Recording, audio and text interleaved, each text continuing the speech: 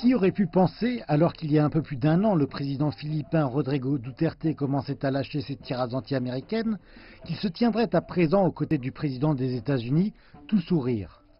Lors de sa première rencontre bilatérale avec son homologue Trump, Duterte a reconnu la vieille alliance entre les Philippines et les États-Unis. Et Trump lui-même? Nous avons eu une formidable relation. Cela a été très réussi.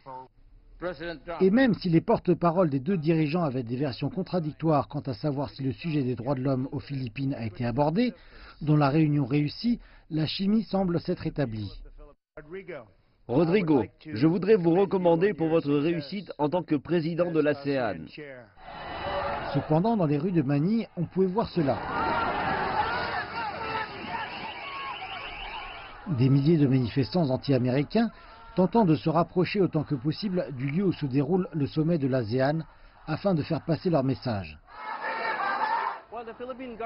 Alors que le gouvernement philippin a déroulé le tapis rouge pour Donald Trump, ces manifestants sont descendus dans les rues depuis plusieurs jours déjà, et leur message est explicite.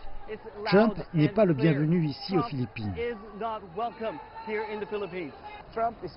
Il est juste de dire que les relations amicales entre la Chine et les pays de l'ASEAN sont un consensus parmi tous les pays de l'ASEAN.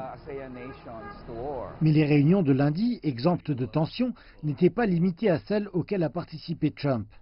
Dans ses remarques d'ouverture au sommet avec les dirigeants de l'ASEAN, le Premier ministre chinois Li Keqiang s'est concentré sur la coopération régionale et n'a fait aucune référence aux différends en mer de Chine méridionale. Trump est un va-t-en-guerre raciste dont la principale intention est de semer la guerre entre les nations de l'ASEAN.